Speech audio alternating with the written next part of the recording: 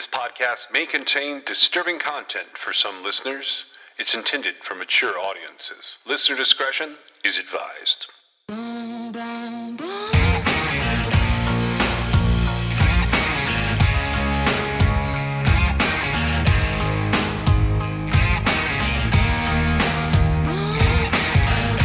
This is True Crime XS.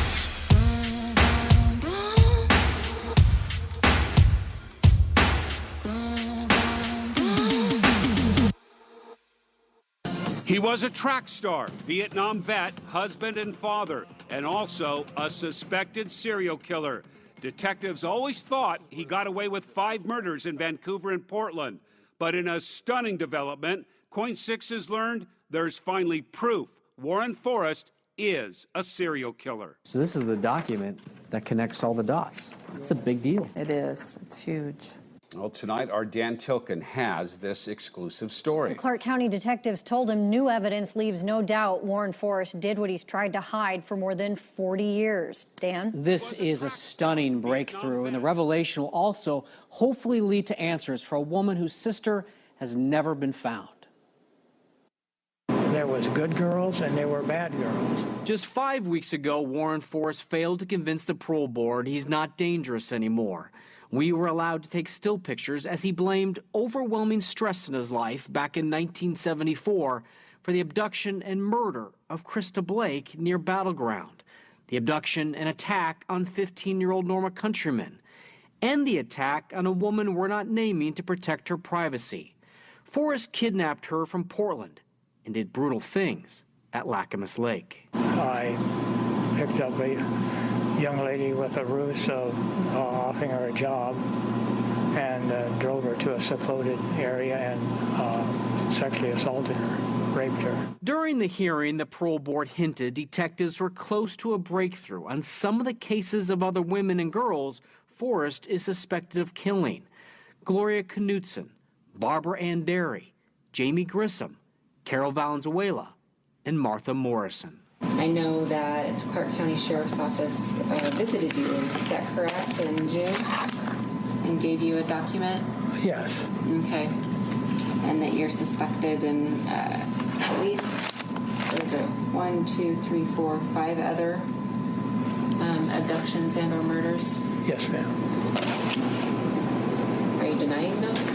Deny them, yes. Now we know this is the critical document. It's from the state crime lab. It talks about DNA and skeletal remains. It talks about a stain on the grip of an air pistol. Then it drops a bombshell. DNA from the stain on the grip of the air pistol matches the DNA from the skeletal remains. What does that all mean? Warren Forrest used that air pistol to shoot hand-honed darts into the woman he admitted attacking at Lacamas Lake. For decades, detectives assumed the bloodstain on the pistol belonged to her. But now, this document says the blood belonged to one of the other unsolved murders, 17-year-old Martha Morrison, who disappeared from Portland in 1974. What did you guys do? Just look at each other? Were you speechless? That would be a very good description of it. It was an, oh my, wow. The Sheriff's Cold Case Unit believes it can also use the DNA results to prove Warren Forrest killed one of the other women, Carol Valenzuela. This is where the first body was found. Their hand-drawn map shows the body of Valenzuela was found with Martha Morrison's in this remote area of Clark County along Dole Valley Road. This is a big moment. This is a big moment. It is. It's huge. It's like 40-some years in the making. The breakthrough is finally giving this woman hope. Star Laura is the sister of Jamie Grissom, who disappeared after leaving Fort Vancouver High School in 1971. Detectives think she was Warren Forrest's first victim. Her body has never been found, but the school identification card was found here along Dole Valley Road, just several miles from Martha Morrison and Carol Valenzuela. When Jamie first disappeared, I'd get her birthday presents and Christmas presents, and I would write her letters, because I wanted her to know I didn't forget. And then when these 2 girls were found, I knew she wasn't coming back. So what happens now? The sheriff's office thinks it'll take the case to the prosecutor for a double murder charge, probably within the next couple of weeks. Star Laura is hoping that along the way, that somehow maybe a deal is worked out with Warren Forrest, that he gives up where Jamie is buried. And this investigation is not over. They still want to find Martha Morrison's boyfriend at the time, back in 1974. He might know some critical things. That part of the story we have coming up tonight at 11 o'clock. And you've been covering this story for a long time as well. A few years. Yeah, a long time, and this is just completely stunning information. Yeah. All right. Thanks, Dan. Thanks Looking for forward the update. to the 11 o'clock report tonight. I guess I was having a bad day, maybe fighting with my sister, bickering with my mom. But my stepdad was heading into town, and I said, "Can I go with you?" I needed cigarettes, and so I hitched a ride with him into town. He dropped me off on the main street, and I went into the store and got my cigarettes and visited with people I knew. And then I walked up the main street and out of town. Then I saw this van come out of town, and he did that whole double take, brake check thing. And I thought to myself then, I should just get up and walk away, just go home. Yeah, I didn't do it. Fateful decision, but I didn't do it. I went up to the van, and he was asking questions. "Do you want to go for a ride?" was the first one. "Well, no, thank you. I don't go for rides." And do you have a cigarette, or do you know where I can get some pot? Something like that. Conversation to keep me there, because I'd started to walk away once. And I said, "Well, I have to go. I've got to go home." He said, "Well, I'll give you a ride home." Stupid. Get into the van with a stranger when you're not supposed to, and that's what I did. He pulled off the road into like this little meadow with bushes on both sides and got out of the van. Then he came in the door behind me, and he put a knife to my throat. And that's when the disbelief started. It went on all night long. He tied me, cut my bra off, used it for a gag. I can't tell you how long we drove around. All I know was I was terrified, and I knew that bad things were going to happen to me. And then he got out, came into the back through the side door, and carried me out of the van, carried me into the woods. Dropped me between two trees, and then he left, and he came back, and he looped a rope around my head and tied it to the tree, and then he looped another rope under my knees and tied it to another tree, and then he slugged me in the face, in the eye. He hit me so hard, I swear to God, I saw stars.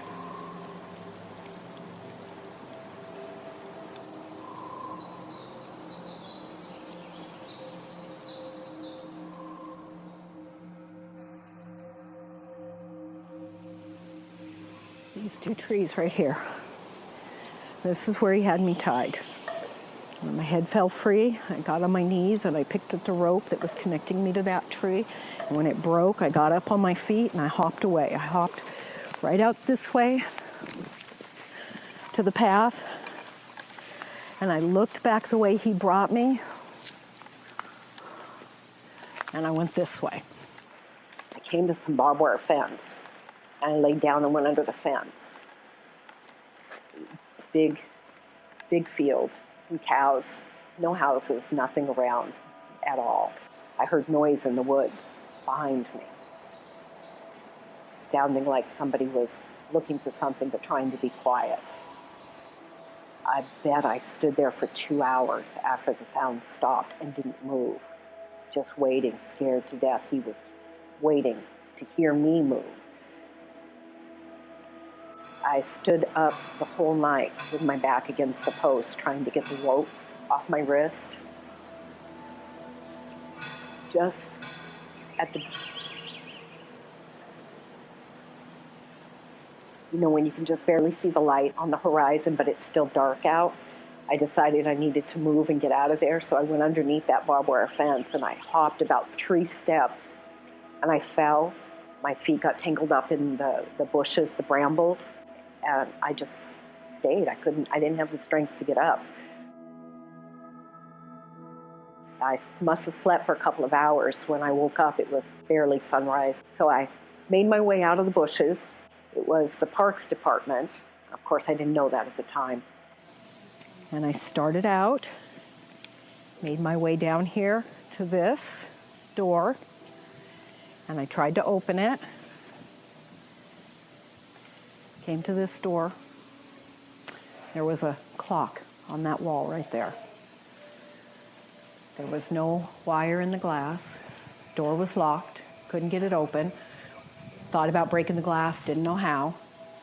The clock said 10 minutes to 7. So I just sat down on the step, and I didn't sit there very long, just a few minutes.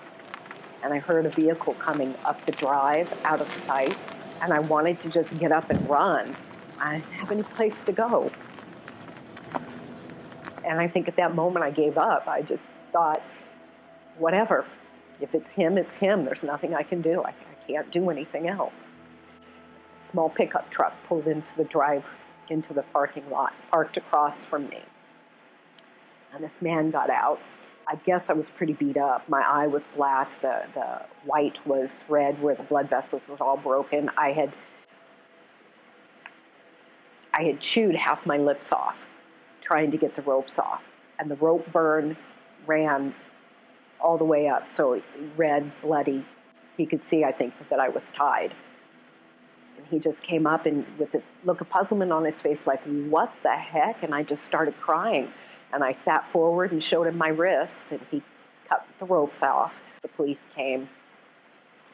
I was in shock. My night of terror was over, but, you know, a lifetime of, what's the word, destruction started after that.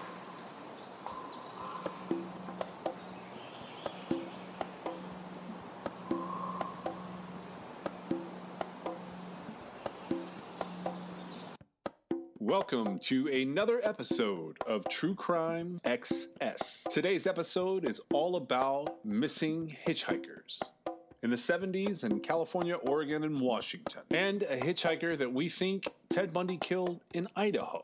But let's wrap up what's left of the Fort Worth trio. You said two things today that I don't have, and I wanted to record you saying them. What you found was that in several locations, Bundy had indicated he was escalating his crimes because he wasn't getting... When the way we got to that a variety of ways, I was thinking there are these little things that add up to Bundy basically trying to commit crimes that were just different enough, just far enough away, or just whatever enough to throw investigators off and have them think, oh, you know, this isn't the same perpetrator because of whatever reason. And some of the things that he would mix up would be like the number of girls or the area that he operated in or the ruse that he used or the vehicle he was driving. Anything that sort of gained attention in a crime. You know, it just so happened with the Lake Sammamish, when he took Janice Ott and Denise Naslin, he got way more attention than he intended to. So he was sort of learning as he went, but he would do things like go out of the area. And so I sort of came across that after I had already made the assumption that he would have thought, oh, well, since I came so close to getting caught with Carol Durant, I should probably not try that again around here. And he would change things up. And so Texas was quite a ways away, but I still think it could have been, you know, within his parameter of thinking. And then the next time, of course, he felt like more confident in the fact that he didn't need to go all the way to Texas. And he decided to go to Colorado. And that's where he came upon Karen Campbell at the Wildwood Lodge. To clarify one thing, we had him come back through New Mexico. We knew that was a possibility, that coming back through New Mexico, one of the bodies could be down there. Because I don't know that we really covered that as much. Well, we talked about that they might be 3 unknown Utah victims. Well, one, we don't know for sure that Ted really understood dates and times like he thinks he does. Well, we know that by some accounts, he would get time mixed up, and that would be like more when he was recounting things that had happened. So he would be confused as to what day and time it actually was and the date and time things had happened.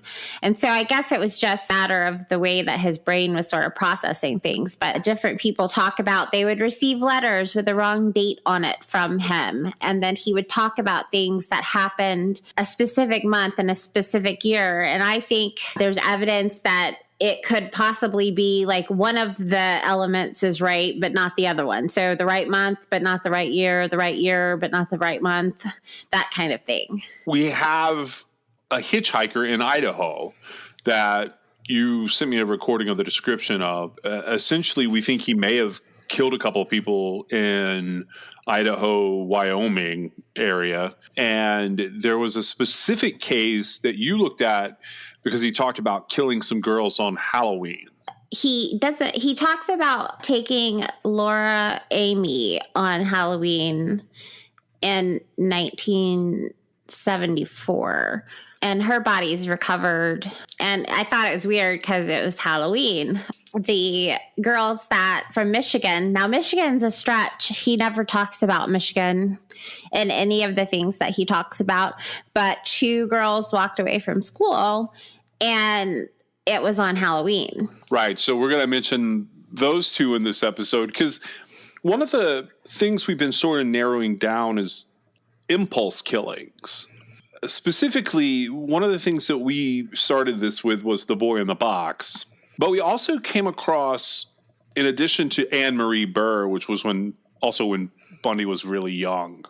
Okay, so if one of Bundy's rules is he was never going to talk about victims that were very young, then there had to be victims that were very young.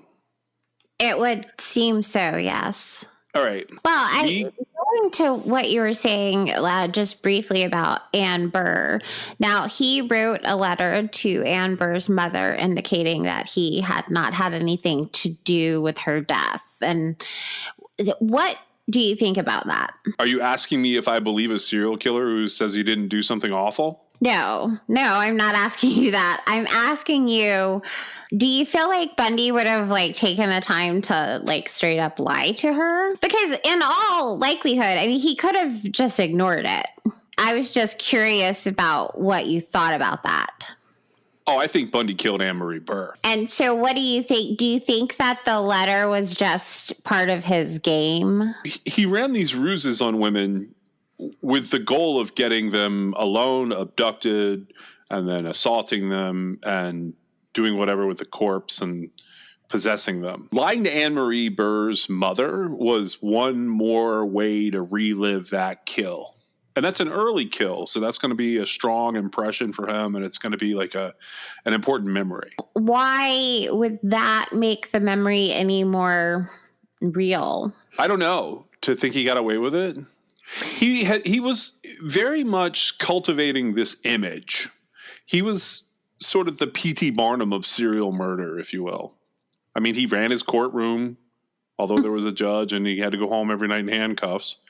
He was right there doing his Bundy thing. It was the most unbelievable thing. Right. And you and I had talked about Bundy with relation to Israel Keyes, and you asked me something really interesting that I think plays into what we're talking about right now. And that was, would there be an Israel Keyes without Bundy?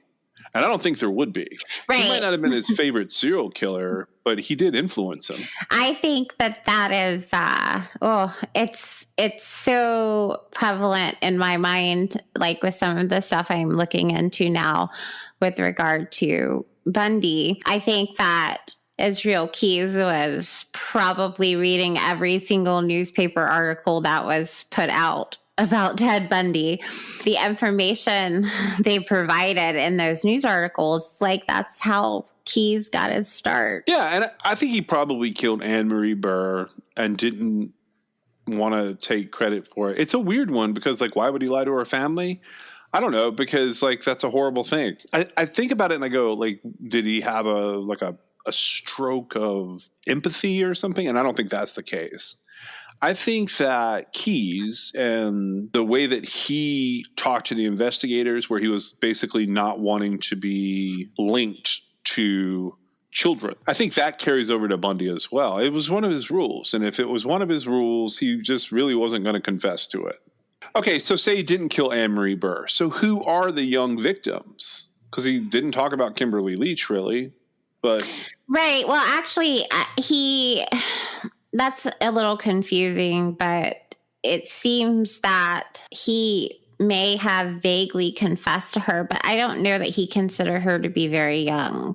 She was an impulse, I believe. Yeah, he was looking. The way that he tells the story is that he was looking for a teacher or a soccer mom or something.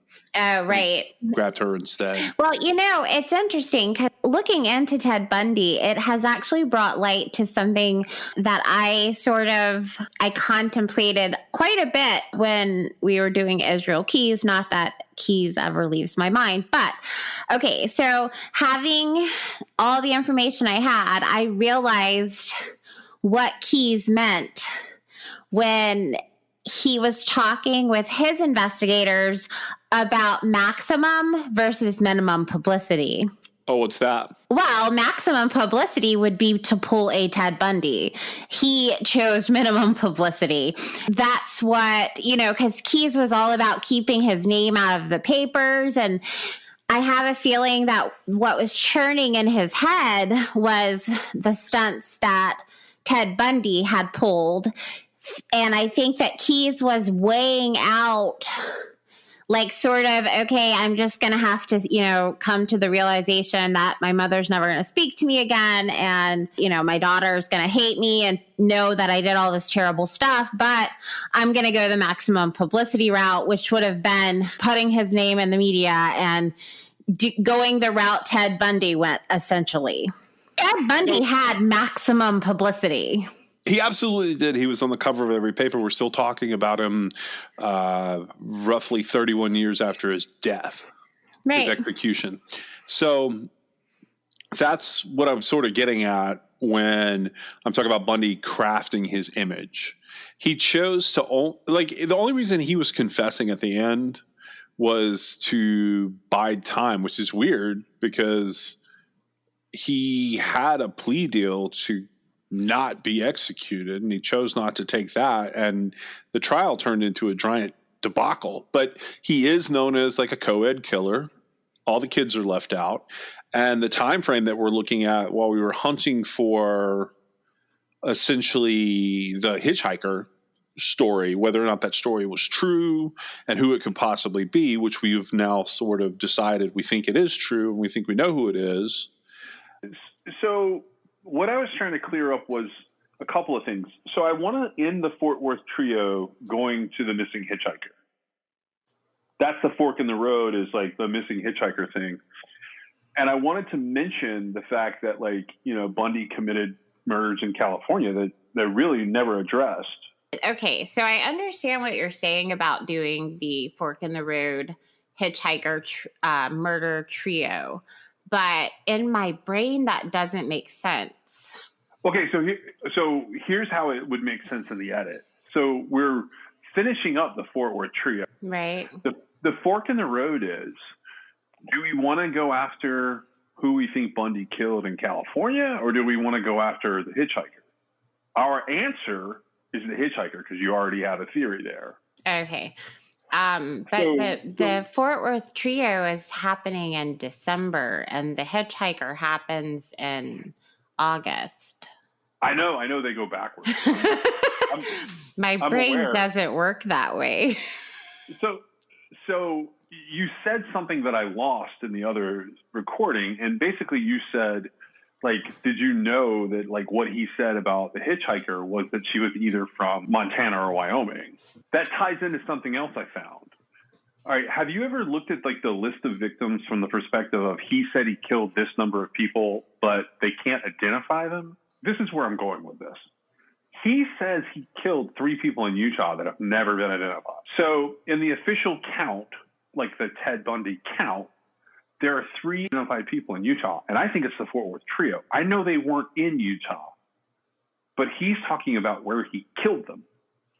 Right. And so I think that it's possible I think I'm following what you're saying. And I think that could be possible because he doesn't mention Texas. Right. I don't know like what his line of thinking would be. It comes up, and this would be later. So he says, where do I have to go to get the death penalty? And his attorney tells him, you've got to go to Florida or Texas. But that's much later. I don't even know that we were looking for the hitchhiker until you heard the Idaho hitchhiker reference. But, hitchhiking murders happen even today. And that is sort of bizarre to me that it still goes on. So what do we know about Bundy and hitchhikers? What can we add to that conversation? We don't think he shot him. We know that he strangled him. He hit him in the head, right? So the hitchhiking thing, we're not going to be looking for shot hitchhikers because we know that he did not shoot them. And no. So hitting them in the head was just to subdue them. Right. He strangled them while he was attacking them, while he was sexually attacking them, and he didn't want the victims conscious.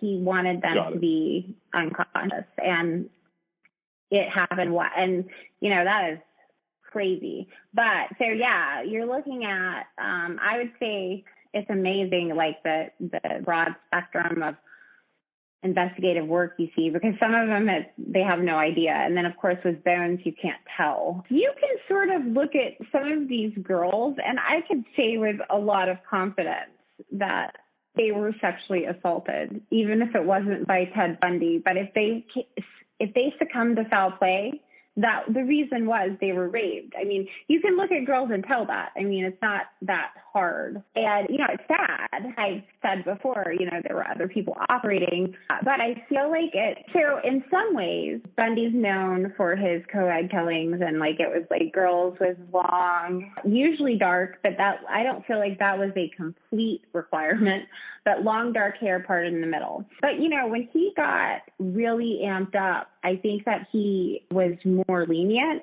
With a type of person? To an extent. Now, I think I have one, I think the oldest, I think I had one 29-year-old, and I don't really feel confident. I don't know about her, but except for that, I don't feel like any women in their 30s or 40s, unless you can look at them and think, oh, you look like you're 20, I don't think any of those people are going to be his victims. Of course, as I'm saying that, I see one on the list, but I don't know why.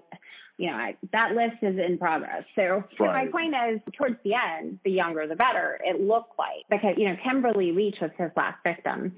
I'm just saying he was not interested in women that were anywhere near, 30. I mean, I hate to say, I have a 29-year-old on the list, but she looked younger. And I follow what you're saying. You're basically saying he's doing something where the bulk of them look like they're kind of high school-ish, young high school-ish is what they look like. Yeah, they're young girls, young pre-girls. And so that's when he has his options. And their sort of life that he lived, it doesn't seem like he was ever out of options, really. Only there are some times that he mentions that there's a hitchhiker here or there that he picked up. And because in that case, obviously he could choose not to pick up the hitchhiker, but if he's saying, I'm going to go out on the highway and the first female hitchhiker I see, I'm picking up and killing her, well then, that's really, he doesn't get to pick who that is unless it's just really not somebody he wants, and he skips them and goes to the next person. I don't know how that works. You came up with a hitchhiker that fit a bunch of things that he had said. Mm-hmm.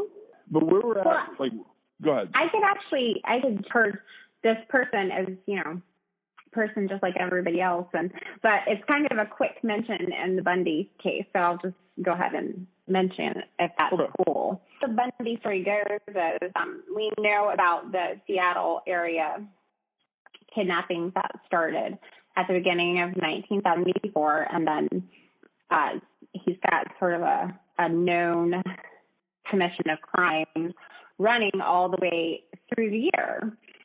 He has confessed to quite a few of them, and one of the confessions, and he makes a sort of off when he said it, I noticed it, and so in confessing to some of his victims right before he was executed, he said, "Oh yeah, I killed a hitchhiker in Idaho." He said September of 1974, but I feel confident in saying I think he misremembered, or it really was in September. But I found somebody, and so one of the things that he said that made this stand out in my mind was I don't know what her name was, but she was either from Wyoming or Montana.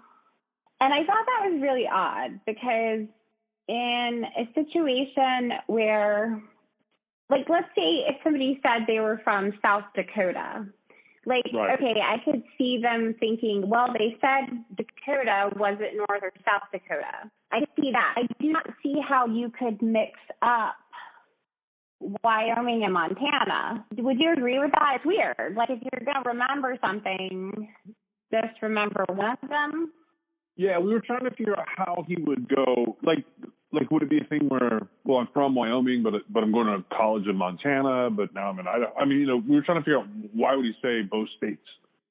Right, and so, keeping that in the back of my head, I start looking, and so he got, like I've said about, like, these little mistakes that add up to somebody not being identified or not, the story being closed because you can't get it to fit. Well, I found a 14-year-old girl from Montana visiting a family in Wyoming, and she left, and her family said they don't think she ran away, but somebody else has said she may have been hitchhiking her way elsewhere. I felt like, and Idaho is right there beside Wyoming, and so I thought, well, you know what, it may be her. And from there, I thought, if you get in the car, if Ted Bundy smiles and picks you up, and he's got this 14-year-old girl saying, "Oh yeah, well, I'm from Wyoming, but right now my family's in Montana and I'm unhappy and I'm just trying to get to California," or whatever, right? I don't know what the conversation would be like, but I could see that memory being, well, she was either from Montana or Wyoming, I don't know. And so she went missing on August the 4th, 1974. And her name is Deborah Ray Meyer. Deborah Ray Meyer lived in Red Lodge, Montana at the time of her disappearance. She and her family were visiting relatives in Rawlins, Wyoming on the day she went missing, August 4th, 1974. She was last seen departing from a family member's residence near 7th and Spruce Streets. She planned to walk to a local movie theater, but never arrived there. She never returned home and has never been heard from again. Deborah was 15 years old at the time of her disappearance. She was 5'4" tall and weighed 115 pounds. She had brown hair and brown eyes. She also had a full set of false teeth. It is unclear if she was initially classified as a runaway. However, that theory has been ruled out as time has passed. Deborah's case remains unsolved.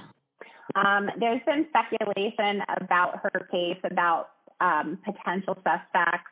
She's never been found, and I feel like she would be a very good candidate for the young woman that Bundy confessed to having killed in Idaho. However, he didn't know her name. But one of the things we really wanted to know in making a potential victim list for Ted Bundy was, did he do anything else in California? Our story begins on February 4th, 1972. 12-year-old Marion Sterling and her 13-year-old friend Yvonne Weber went missing from Redwood Ice Skating Rink in Santa Rosa. They were last seen getting into a car, and while the Santa Rosa police initially thought they were runaways, Yvonne's stepfather believed they were hitchhiking. Just a month later, on March 4th, 19-year-old Kim Allen left her job at a health food store in Larkspur, California around 5 p.m. Both Kim's mother and one of her teachers at Santa Rosa Junior College had warned her of the dangers of hitchhiking, but she didn't listen. On the evening of March 4th, she attempted to hitchhike back to Santa Rosa, something she did regularly. 2 men gave her a ride, but let her out at the northbound on-ramp at about 5:30 p.m. Kim's body was found the next day in a creek bank just off a road about 8 miles southeast of Santa Rosa. She was nude, and there was evidence of sexual assault. However, there were no other obvious injuries on her body except for scratch marks where she had fallen down the embankment and marks on her neck, wrists, and ankles, probably made by wire or rope. Her cause of death was asphyxiation, and the coroner determined it had taken her at least half an hour to die. Needless to say, people were shocked by Kim's brutal rape and murder. A friend of hers, Fred Samia, started a reward fund with a $50 donation. There was a scholarship established in her name, and 10 detectives were put on her case. The same teacher who had warned Kim about hitchhiking later revealed that 2 of her other students had also been killed while hitchhiking. After Kim's death, police received an increase in rape reports from hitchhikers.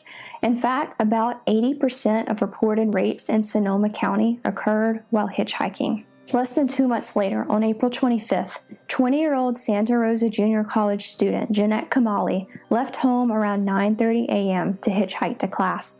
She was last seen getting into a 1950s pickup with a white man in his 20s or 30s at the wheel. Jeanette's roommate reported her missing later that night when she realized she hadn't shown up for classes and wouldn't have just skipped on a whim. Jeanette's body has never been found, and most people who have researched this case don't seem to consider her one of the confirmed victims. But after her disappearance, and likely in conjunction with Kim Allen's murder, students at the nearby Sonoma State College set up a carpool so students wouldn't be as tempted to hitchhike to class. The carpool was advertised on a bulletin board at the school, along with numbers to call if you were stranded and needed a ride, and a list of alleged assailants and descriptions of them and their cars. But on December 14th, another body was found. The body of the young girl was found 30 feet down an embankment off Calistoga Road. She was nude and almost completely frozen, making her well preserved. She was estimated to have died between December 1st and December 8th from a broken neck. She's thought to have either jumped from or been thrown out of a moving vehicle and down the embankment. There was no evidence of any sort of assault, sexual or otherwise. The next day, the girl was identified as 13-year-old Lori Lee Cursa. Lori had run away from her home about a month earlier and was living with friends in the Santa Rosa area. In addition to frequently running away, Lori was known to hitchhike. She was last seen by her friends on November 30th, and after her body was found, a man contacted the sheriff's office with some stunning information. According to him, sometime between December 3rd and December 9th, he saw a white van parked on Calistoga Road. 2 men walked on either side of a young girl, leading her. Then they all got in the van, and it sped off. His description of the girl matched what Lori had been wearing the day she was last seen. Despite her being a runaway, the sheriff's office handled Lori's death as a homicide. A $500 reward was set up for information leading to the killer of Lori or of Kim Allen.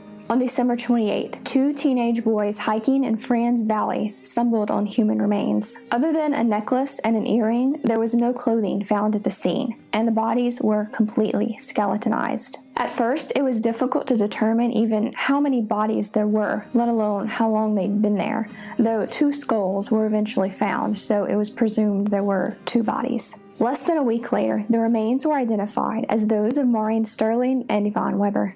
Their bodies had been there too long to determine date or cause of death, but since they went missing February 4th, I think it's safe to assume they weren't killed too long after that. On the evening of July 31st, 1973, a man riding his motorcycle off Franz Valley Road found the body of another young woman. The body was estimated to have been there between 3 and 7 days and was found within 4 feet of the bodies of Maureen Sterling and Yvonne Weber. Understandably, these murders were thought to be connected. I'm not sure if investigators had connected the murder of Kim Allen or the disappearance of Jeanette Kamali to these murders at this point. The victim was found nude, but due to decomposition, it was impossible to determine if she'd been sexually assaulted. A $2,500 reward was set up in exchange for information about the latest murder victim. A few weeks later, dental records identified the girl as 15-year-old Caroline Davis. Caroline had run away from home on February 6th and was reported missing that same day. Soon after, her parents received a letter from her saying she had left voluntarily and didn't plan on coming back. She was last seen by her grandmother on July 15th in Garberville, about a 2.5-hour drive from Santa Rosa. Her grandmother left her in front of a post office, and Caroline set off hitchhiking toward Modesto. She's thought to have died around July 20th. It was soon determined that Caroline's death was caused by strychnine poisoning. Strychnine can be administered orally or intravenously, and someone exposed to high enough doses can die within half an hour. Caroline's death is thought to have taken between 2 and 3 hours. The 1-year anniversary of the discovery of the bodies of Maureen Sterling and Yvonne Weber would bring yet another gruesome find. On December 28, 1973, 2 teenagers boating in Marquest Creek found the naked body of a woman, half submerged under a log. The woman had been dead between 2 and 7 days, hogtied and seemingly strangled. It took investigators 2 hours to remove her body from underneath the log. Early the following January, the woman was identified as 23-year-old Teresa Walsh. Teresa lived in a town called Miranda, about 10 miles north of Garberville, where Caroline Davis was last seen. Teresa was last seen on December 22nd near Malibu by friends who said she planned to hitchhike home to Garberville for Christmas. Unfortunately, it seemed like she had never made it. The last confirmed victim was found by hikers in Rincon Valley. The body was found in a ravine off Calistoga Road, about 100 yards from where the body of Lori Lee Cursa had been found. The body was almost completely skeletonized, if not entirely. At first, investigators couldn't even determine sex, but assumed the body was that of a female because of the small frame. It has been confirmed since that the body was female. The woman had been hogtied with ropes around her neck, feet, and hands, similar to Teresa Walsh.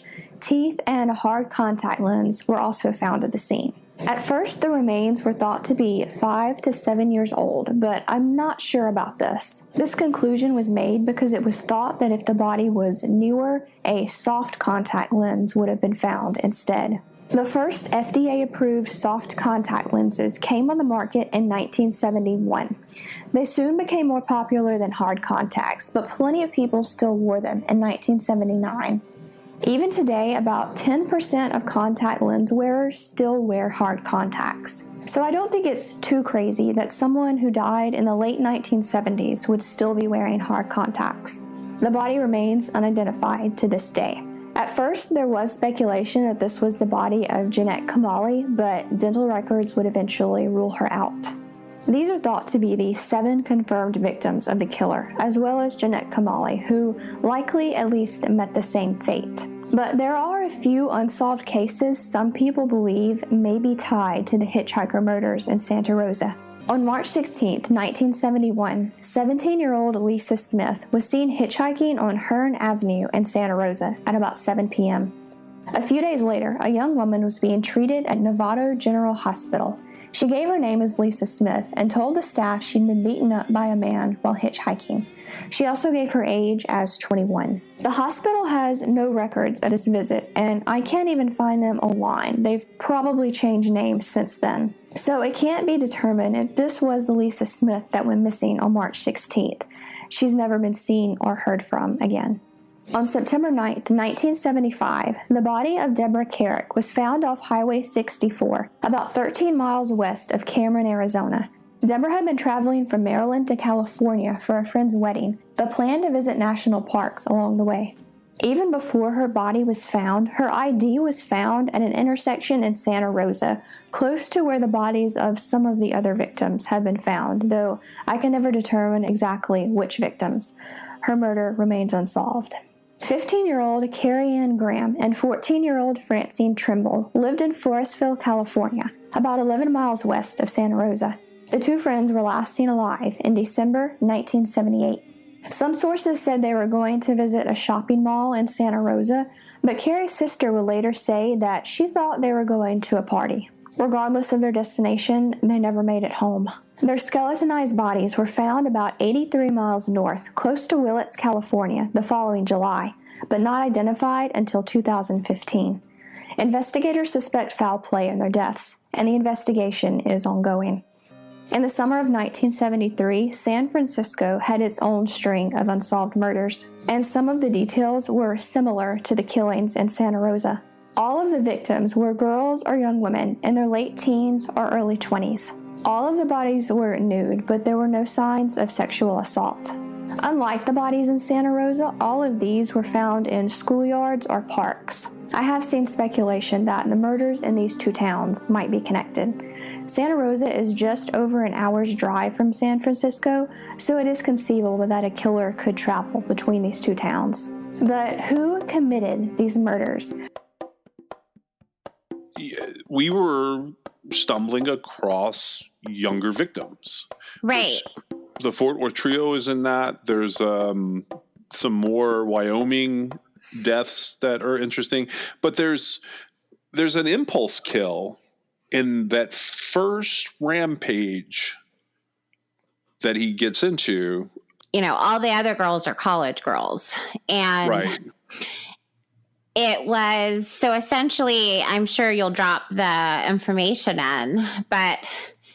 From the Spokesman Review in Spokane, Washington, on January 24th, 1975, body is found, maybe Heidi, in Seattle. The skeleton of a young child believed to be 4-year-old Heidi Peterson, whose disappearance, February 21st, 1974, triggered a well-publicized nationwide search, was found Thursday under blackberry bushes about a block from her home. In all probability, this is Heidi Peterson, Seattle Police Lieutenant Pat Murphy said. He said a blue jacket and boots found with the bones were identical to those worn by the girl when she disappeared from the front yard of her Capitol Hill home. Police said at the time they were almost certain the girl had been abducted. The bones were taken to the King County Medical Examiner's office, where analysis was scheduled to begin today. Part of the analysis would involve dental charts. Assistant Seattle Police Chief M.D. Wilson, who was heading the investigation, said the area where the bones were found was thoroughly searched several times by police and volunteers after the girl disappeared. Wilson said he finds it hard to believe that the bones weren't found earlier if they had been there all along. Wilson said there's no indication at this time how and when the child died. He said the girl's mother, Mrs. Roy Peterson, was notified that the skeleton and clothing had been found. Police said the skeleton was discovered by Parks Department employees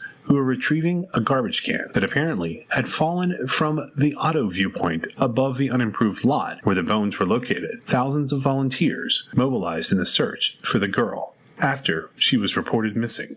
I think that Heidi would have been basically the ultimate impulse kill. I literally think that he saw her, put her in the car, and went. It was, I do think that was like such a shameful kill for him. He would have never admitted to it. No, I don't think he would have admitted to any of those victims that are in single digits. That one is the biggest one for me. Well, and because she's right in the middle of the older women. Right. And so as you follow Bundy's pattern, like leading up to his activity in Washington, then going on to Utah, and then, he ends up being arrested and all that stuff. As you follow that, it doesn't make sense for him to have skipped February and not had a victim. If you take any time to listen to him talk or read the transcripts of any of his interviews with investigators, it's very apparent he makes no bones about the fact that he never went too long between victims once, like, he had sort of let his bloodlust go. Like, once he started, there was a consistency to it. And I think that with Heidi, the reason I think she fits. And I think that makes sense why he would never say, I did that. But also, if you recall, no, they didn't even rule her death a murder. No, she's ruled. It's undetermined, I believe. No, I believe it's undetermined because it is undetermined. They couldn't decide if she had accidentally, wandered over there and ended up where she ended up, or. So they did an inquest on this case. So she has an autopsy, and they determined that she died by blunt force trauma to the head. An unreleased document that I haven't got my hands on, but I think I know what it says. I think that it says, and I'm speculating slightly, but not really. I think it says it's an undetermined death, but there's this suspicious factor that this area was heavily searched. And when it was heavily searched, there was no body. And then a year later, almost a year later, January the next year, the body was found. It's not a remote area. It's an overlook, but it's like part of Seattle, a couple blocks from the house. Right. And I think that became, was it a car accident or was it a murder with a head wound, like a homicide? They think the body was placed there. Right. And so in my mind, that little body would have gone really well with sort of what Ted gives up later as, you know, his MO, what he was doing, which would be keeping the girls for a while. And she was very small. And if you recall, so Heidi goes missing in February. Ted leaves the area in the fall of that year. He heads to Utah. I thought he probably, when he moved, he probably put her body out where it was eventually discovered. Because during the winter, it's not like they searched constantly for her and they were constantly looking back over where they had already searched. So it was just by happenstance she was found in January. Yeah, there was actually a trash can that was in the wrong place that somebody was trying to retrieve the trash can. When they were trying to retrieve the trash can, they found some evidence that there were like pieces of clothing around, and they ended up finding the complete skeleton. Right. And at first I thought I read that she was found in a trash can. And so I had said, oh, that wasn't Bundy. But that wasn't the case. She was not in the trash can. And there were some elements of sort of the area where she was found that indicated she could have been sort of elsewhere and become dislodged because of the snow melting. There was a lot of factors that I didn't initially see when I had looked into that case. But once I sort of saw it for what it was, I feel like she absolutely could have been Bundy's February 1974 victim.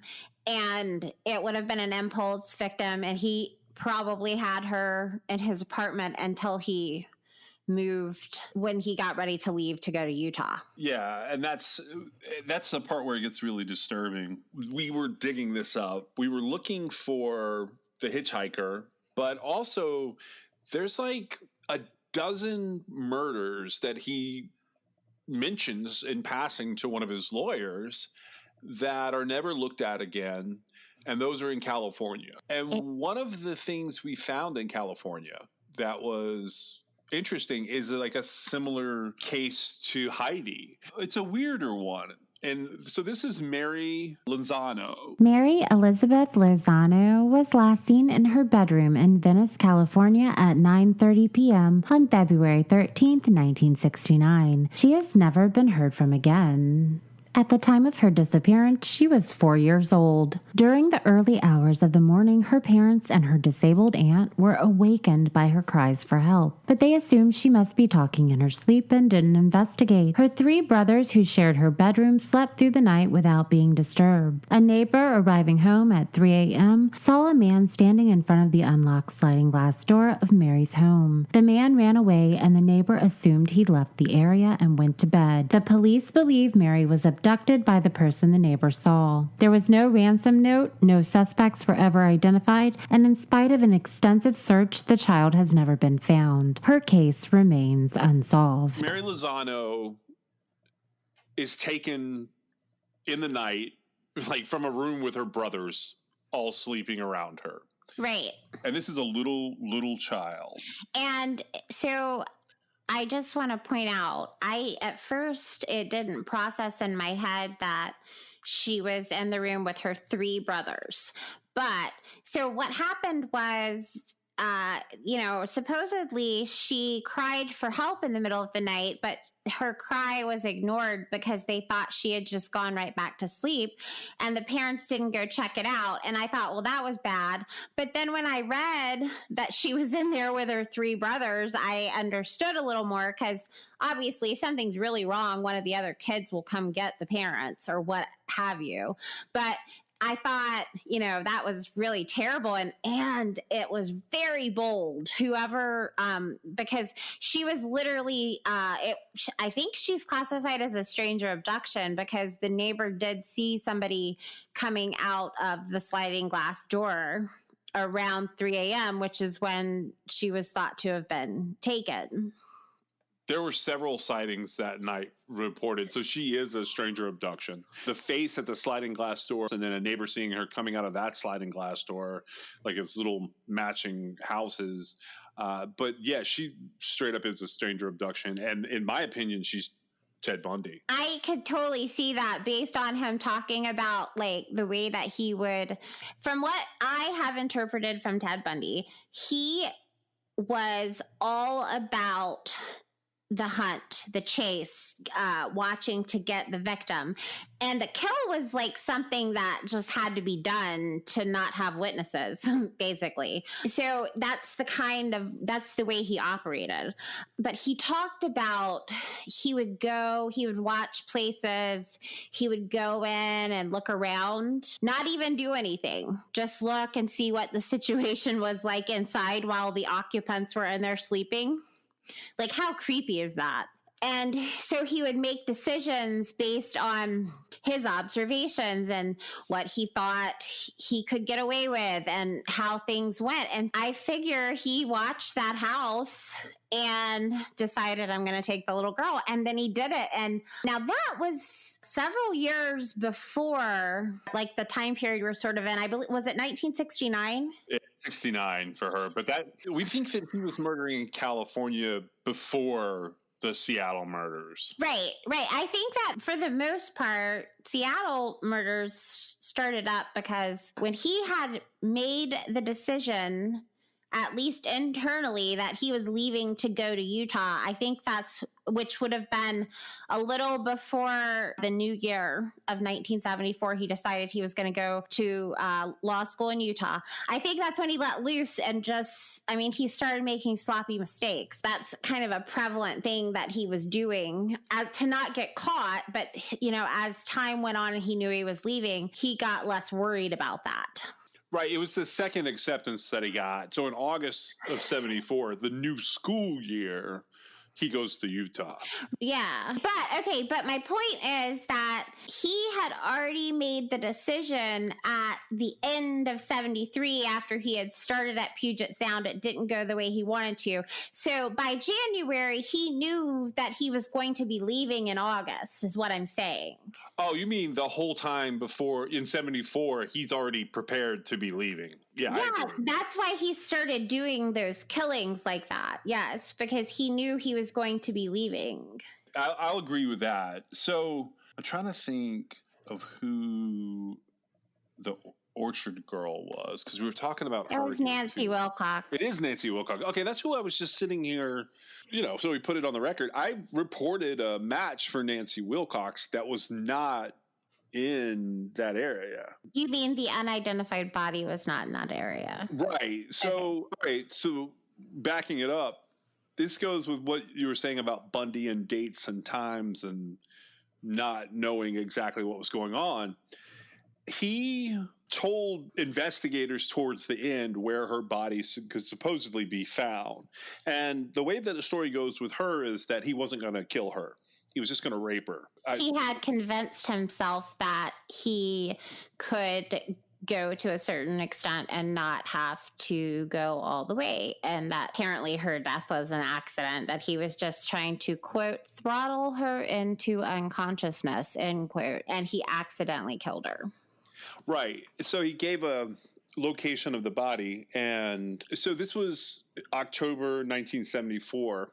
And I found the body December 1974 that I reported as needing to be potentially looked at as being a match to her. Right. And the body there was a sketch done of her, of the unidentified body, and it looks remarkably similar to Nancy Wilcox. And I found it interesting that right about the time that body was reported as being found was right about the time that Nancy Wilcox was reported as being missing, because initially they assumed she was a runaway. So you were even saying, is it possible that maybe, I think her mom reported her missing. You were saying, is it possible that she sort of had an intuition that something had happened? Right. I wondered that, and then that's of course like a little bit, I don't know that everybody would understand or believe in that, but another thing to consider would be, like, did Bundy somehow find out she'd been reported missing and that's why he dumped the body? Like, I don't know. Oh. Yeah. That's really interesting. Well, and to my knowledge, I don't know. I did find an article where she was on the front page. I don't know which is first. Okay, well, my understanding was she went about 2 months, which would have been from the time she disappeared until December. And so when I was researching it, I found it interesting. She left school to go get a pack of gum, is what the story was. And when she didn't show back up to wherever she was supposed to be, her disappearance was written off as she was a runaway. Yeah. And about the time the body was found, she was reported missing. So I felt like that was really strange. And that body may not be her, but it certainly did look like her. And it was just far enough away to like be a mess. Right. And so that leads me back to what you were talking about as far as Bundy giving them the wrong location of her body. Let's say that this unidentified body is in fact Nancy Wilcox, and Bundy gave them the wrong location. Well, did he do that because he was intentionally misleading them, or did he just get something messed up in his head? We don't know that for sure, but I would certainly say that if, he did in fact kill Ann Burr and told her mother that he didn't, and then he gave authorities, a completely bogus location to find Nancy Wilcox, whom he confessed to killing in great detail. Like, so he remembers all those details, but not where he put her body. That doesn't really make a whole lot of sense. If he could remember that, he accidentally killed her, that he drug her into an orchid. I mean, it's a whole story with him that I guess he takes great pride in telling, because I've seen several accounts of it. It would be weird that he would remember all of those details about her murder. He was just going to attack her, and in doing so, he accidentally killed her. But then when it gets down to providing investigators with the location of her body so her family can have closure, they couldn't find her body based on what he told them. So I'm not sure. I was just curious. I wonder, like, did he do that purposely? Was he really losing his mind? Like, I'm not sure. And I hope it'd be awesome, if that unidentified body would be her body, since he did in fact confess to killing her. It would be a good, thing to get that close. But it just seems a little odd to me that he picks what he can remember. Well, that conversation comes. First of all, there were conversations as early as 1975 where he was telling legal counsel what he had done. So they knew. Oh, yeah. And so the different accounts that you read there, they're sort of taking the approach of, we're trying to get him not to have the death penalty for this guy. That's sort of the approach that John Henry Brown took. They actually do a really good job of getting him this really minimal sentence in Utah. But he's told them that he is like a part of the Ted murders, is what they called them. With Nancy Wilcox, one of the things that bothered me was, so the different accounts, if you put them all together and read them as one story, he's saying he grabbed her, he was trying not to kill her and wanted just to satiate his dark appetite and strangle her, and he throttles her, but he accidentally kills her. But then she was never in my car, except the place that he took her from the orchard is 200 miles away. And that's according to him. That's according to his different accounts. And I don't think he had ever put them together the way I just said them. Oh, well, another thing about Nancy Wilcox is she was seen in his car. Right. And alive. She was seen alive in his car. Right. And so this is what gets us to us looking for who did he keep along the way, because that became an interesting thing, and also how many of these hitchhiker murders was he responsible for? Because we were even looking at, there's this one killing, Brenda Baker, and at this point I don't think Brenda Baker is Bundy's murder, and the only reason I don't think she's Bundy's murder is because her throat was slit. From the Seattle Times, on March 9th, 2002, prisoner charged in teen girl 73's slaying. Out of frustration more than anything else, Catherine Mary Devine's father has spent the past 3 decades letting himself believe his slain daughter was a victim of serial killer Ted Bundy, even though Bundy himself denied it all the way to the electric chair. Who else could have been so bloodthirsty in November of 1973 to pick up Kathy Devine, 14, from Aurora Avenue North in Seattle, rape her, strangle her, cut her throat, and leave her body in a campground southwest of Olympia? He was, if you will, my quasi-closure, Bill Devine of South Seattle said of Bundy yesterday. He seemed to be the most logical person all of these years. I had wanted to believe it. Now he knows that Bundy was right. Police and prosecutors in Thurston County yesterday gathered to announce that new DNA tests said Devine's killer is 55-year-old William Cosden Jr., a convicted rapist who has been in prison since 1976 and was always the prime suspect in Devine's slaying. He has now been charged with first-degree murder. It's the oldest unsolved slaying so far in the state to be solved using DNA testing technology, police said. They say that time heals all wounds, but I'm here to tell you that it doesn't, Devine said. It's been a long time, but at this point, all we're seeing is a light at the end of the tunnel. Prosecutors yesterday said Cosden won't face the death penalty if convicted because he faces the murder charge as it was written under the law in 1973. The death penalty laws in place were ruled unconstitutional later in the decade, but Thurston County Sheriff Gary Edwards said he is confident Cosden will never be free again. My main purpose today is to let those criminals out there who think they got away with something know that we're coming, Edwards said. I hope they all get ulcers. Catherine Devine, Kathy to her friends and family, disappeared November 25th, 1973, not far from her Greenwood home. The poetic Ingram High School student with light brown hair and blue-gray eyes was running away from home, court documents say. She was hoping to thumb a ride all the way to Rockaway, Oregon. She was just a typical teenager with typical teenage problems, said her mother, Sally Ann Devine, who still lives in North Seattle, near where her daughter was last seen alive. But she was beautiful inside and out. She was soft-hearted, and she loved poetry. She wanted to be a preacher. Witnesses later told police they last saw Kathy in her bell-bottom blue jeans with a dragon patch on the pocket, a mock suede coat with fur trim, and her waffle stomper boots, climb into a pickup driven by a man. 10 days later, workers found her body at the Margaret McKinney campground in the Capitol State Forest. For more than 28 years afterwards, her family learned nothing more about the killer. Soon after her death, her parents and older sister, Shelley, then just a teenager herself, led a campaign to reinstate a ban on hitchhiking in Washington. In 1972, the state legislature had legalized it amid a gas crunch in the carefree days of the early 70s, when thumbing rides was hip. Because it was legal, she thought it was safe, Bill Devine told a newspaper reporter in July of 1974. But the bill stalled in Olympia. Supporters tried to get an initiative on the ballot, but the 86,000 signatures they gathered were not enough. My oldest daughter thought she had failed, Bill Devine said yesterday.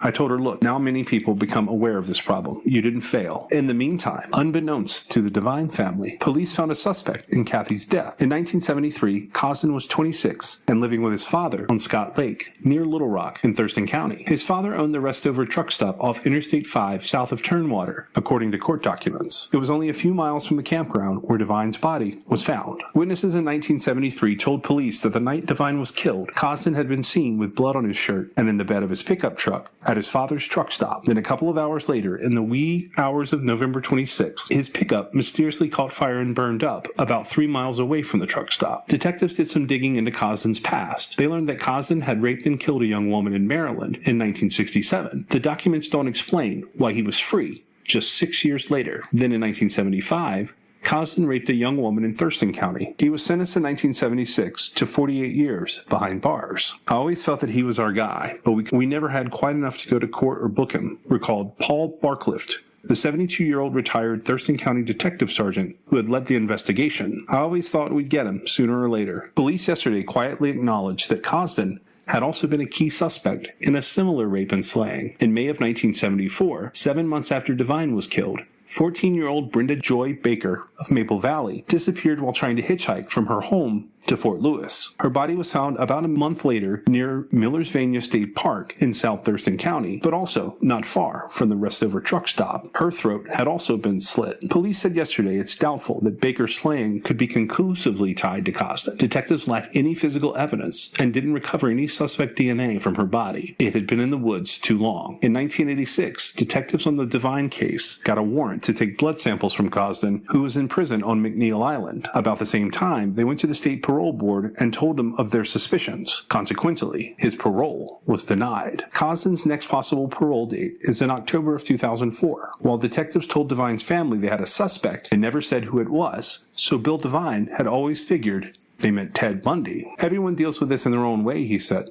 I have to admit, I cling to that belief. When detectives told him a month ago that DNA pointed to Cosden, Bill Devine said he felt oddly disappointed, mostly that his assumption had been wrong all of this time. Well, then all of a sudden it came to me that maybe we're right this time. And if we're right this time, that's all that matters, he said. What can I say to Cosden that's going to make him feel any worse? He's already got his little cell to live in. Let him rot where he's at.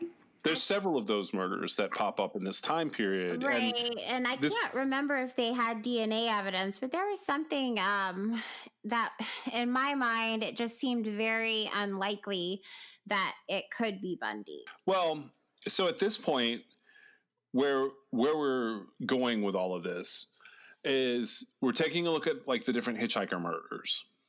We're specifically talking about the hitchhiker that we think is a part of this. We're looking at a couple of different facets of Bundy where he sort of admits to having done these things. The way we've addressed this before, the way we've articulated it, is that we feel like the ball was dropped on closing Bundy's case from the law enforcement and prosecutorial perspective. But we discovered in the search for all of this, one, we discovered that there was a slim possibility that he may have killed one of his lawyer's girlfriends, which was fascinating to me. But we also discovered that the information we have about Bundy, and this is your discovery, not mine, is from what Bundy allowed them to search in his very first arrest. It's the bank accounts, the receipts, and the travel records and phone bills they found from that search. That's what we have. Right.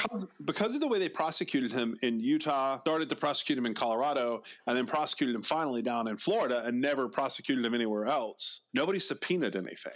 Right. There's a lot of lacking evidence, and I doubt very seriously, it would be available at this juncture. But all the timelines you see, all the FBI files, and I don't know, it might be a given, but it's not a complete story. I had said earlier I wasn't for sure, but I feel very confident in saying at this point that it was Millard Farmer and John Henry Brown who negotiated that plea deal to save Bundy's life. He would basically be in prison for the rest of his life, but he wouldn't have gotten the death penalty. And that was a multi-state deal. I was just about to ask you that if you caught that detail, because I had missed that before. I didn't realize that they had, it's very similar to the global agreement that Israel Keys was offered. Right, exactly. And so it was a multi-state, all-encompassing deal, essentially. And, whatever backflips they did to have that happen, Bundy threw it away. And that was his own. That was like one of those situations where he underestimated his opposition. The bottom line with Bundy is so Bundy is not smart. No, he's not. Bundy has like the weirdest work ethic. He's like a lazy, like completely average person. He's not very charming. He's not very suave. He's not very sophisticated. And like he gets this reputation that he develops himself by, the way he acts in court. And that is by being completely and totally average. But he was stealing his ideas from his lawyers. He was learning how to dress from his lawyers. He was out on bond because of his parents. He was basically putting on this show of who he thought he was supposed to be. And when Bundy did that, it sort of gave us this window when we go back through the different things that we've been reading timeline-wise and reading over what the lawyers have said about him, particularly when it comes to this global agreement that he royally screwed up. And he did. We discovered that Bundy didn't really have a personality at all. He did not. He was a mirror ball. Yeah, so he was a mirror ball, and whatever was around him, that was the mask that he was putting on. And when we discovered that, we realized, or at least I did, I'm not going to say that on your behalf, but I think we both did. I realized that Bundy could have killed anybody. I don't think, I haven't ruled out men, but I don't think he killed a lot of men after 1973 or so. But I think Bundy definitely killed a lot of children, because I think, and you said it, it was the way that you said it that sort of, it sunk in for me. Who they are is very complicated to run down. I will say that we've been chasing one particular child.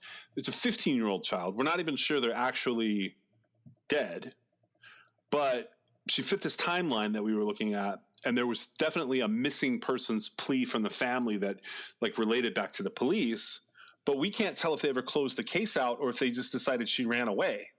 Right, which was a common theme at that time.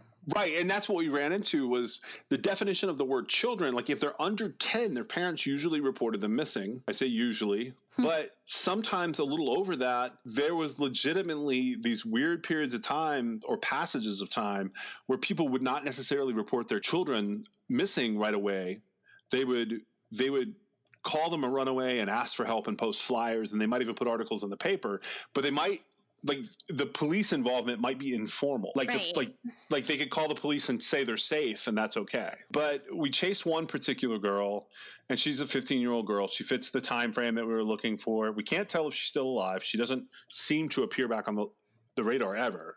So we've actually had to dig down and ask for some official records on her to see if anything was done there. But we do think that Bundy doll behavior that he had going on, we think he kept people the way that he described, in this weird third party monologue. We think he kept people, but we think that he kept children basically. And it's been really disturbing for us to go through that and try and figure it out. Right. And actually, the Utah girls, a couple of them, for example, Melissa Smith and then Laura Amy, when they were found, Melissa Smith was the one who didn't have any broken fingernails. It was weird. She still had her eye makeup on perfectly. And that's where the theory sort of came from, that he must have dressed them up or something. And then that he was grooming them, basically, like dead bodies. Right. And then, well, with Melissa Smith, they were convinced that she wasn't quite dead and that she could have lived in this sort of unconscious state. And, like I've said, I get squeamish about this stuff and I can't really imagine what would have been happening to her. But there was no indications that she had been tied up and been struggling against, on her wrist and on her ankles. There was no indication she had been restrained and attempted to escape the restraints. So it's almost like the initial blows that he was doing were causing enough brain damage to make them unconscious. Right. And that just makes me, it's just terrible. But so basically he would just be using them and then dump their bodies. And a couple of them, that when they were recovered, it was weird. They had trouble. Laura Amy's hair was freshly washed. There was a lot of speculation about it, but that could go into a whole nother thing about how he does talk quite in-depthly in this third person narration he does of the crimes of who would have committed them. And he does talk about how he would have had them at his room, in his apartment room that he was renting. And I find that so strange because in all the case, he rented a room in Washington and then he rented a room in Utah. It was very similar. and nobody noticed. Like, how did he manage to do that? Well, he describes different ways he would come and go from the places that he had, and how he could do it so repetitiously. Some of the ways he describes are weird, like there's the ladder from the window thing. But there's other ways. Take a 6-foot girl over your shoulder. Laura Amy was 6 feet tall and weighed 140 pounds. I'm not saying he took her up the ladder. Okay. I'm just saying he had experience with weirdness. Like, that's not something you or I would do. Like, okay, so here's the circumstances under which I would be carrying a person out a window that way. There is a fire in my home. I suddenly discover if I can lift my wife and my child and carry them out if they happen to be asleep and I can't rouse them. That is the circumstances under which I would be doing that. But Ted Bundy apparently had practice. Now, I'm not saying anything about the fact that he would do that. What I'm saying is nobody noticed. Like, he didn't even live alone in the house. Like, other people lived there. It'd be like a boarding type house. So it's just strange to me that nobody would see this. And he was so confident. I know in one of his tales, he talked about how if he was in a secluded enough place, he didn't even have to gag his victims because he didn't need to worry about how loud they screamed. And I thought, well, where do you go to do that? Because, I mean, screaming echoes. And it kind of blew my mind because I'm like, why is he so confident in his ability to, conceal himself right in the open like that? Well, okay, so we sort of joked about this, and I realized that where we joked about this, that people listening to just the Ted Bundy episodes will not have heard this. But the main reason Ted Bundy got caught is because Ted Bundy was a shitty driver who drove and drove. Every time. But I mean, he put him, and we've talked about that. We've had several killers that we've looked at over the years that, like, that's how they got caught. Well, the other thing that, like, ties back to Bundy's nonsense here that's important is, okay, so first of all, he was using marijuana and he was using a lot of alcohol. So that plays into all of this. But Bundy, when you don't have a personality, you don't really, like, think about all of the things that you're doing. And where Bundy fucked up is by saying things like, "Hi, I'm Ted." If he had never said that, it would have been a much longer time before he had been arrested.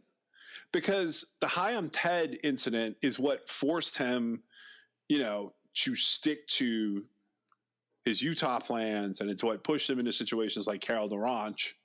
Bless her heart, she survived. That's the other thing I didn't know, like, getting into Bundy. Like, it's not just the "Hi, I'm Ted" nonsense. He has so many surviving victims.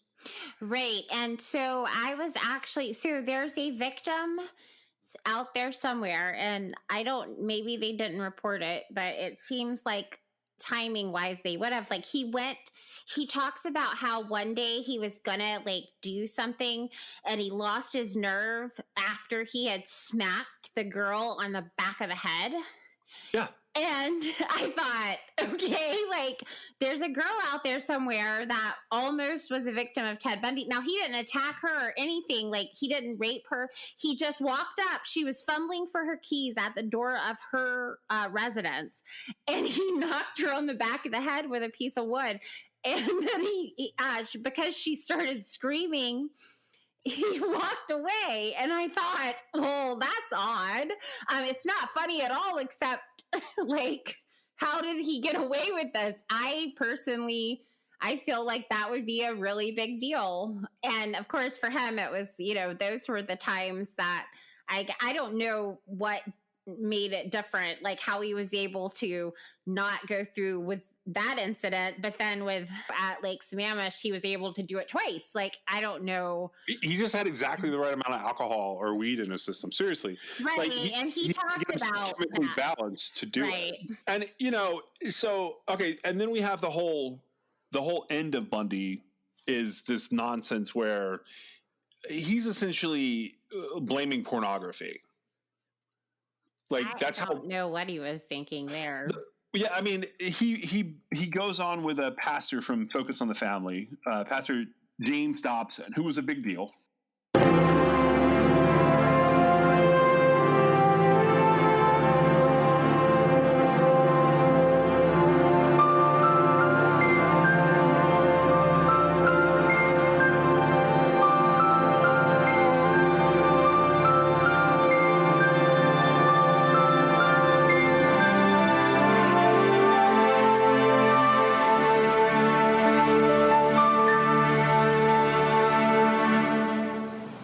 In the past few weeks, a renewed controversy has raged across this nation over the role pornography plays in our society, particularly hardcore, violent pornography and its link to violent sexual behavior.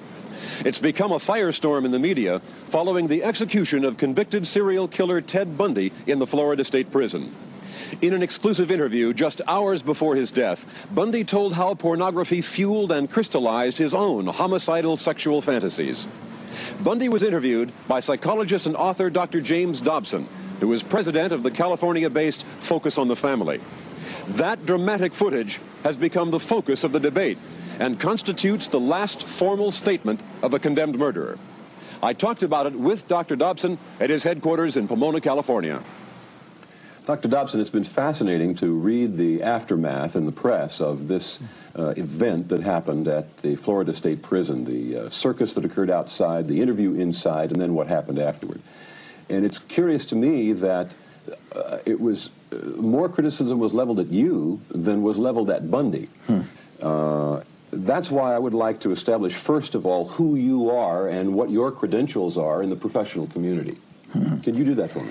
Brian, it's interesting that I come off bad in comparison with a man who killed 28 women and children. I mean, I need a new press agent, I suppose, under those circumstances.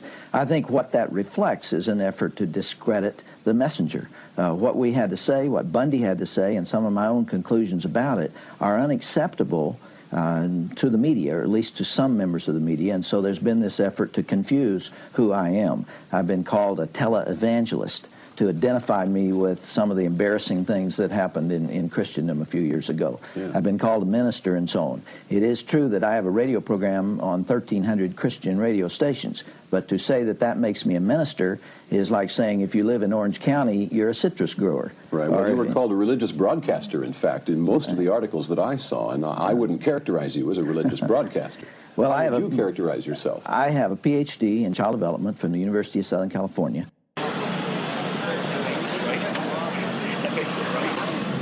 Ted, it is about 2:30 in the afternoon. You are scheduled to be executed tomorrow morning at 7 o'clock if you don't receive another stay. What is going through your mind? What thoughts have you had in these last few days? Well, I won't kid you to say that it's something that I feel that I am in control of or something that I've come to terms with, because I haven't. It's a moment-by-moment thing. Sometimes I feel very tranquil, and other times I don't feel tranquil at all. What's going through my mind right now is to use the minutes and hours that I have left as fruitfully as possible and see what happens. It helps to live in the moment in the essence that we use it productively.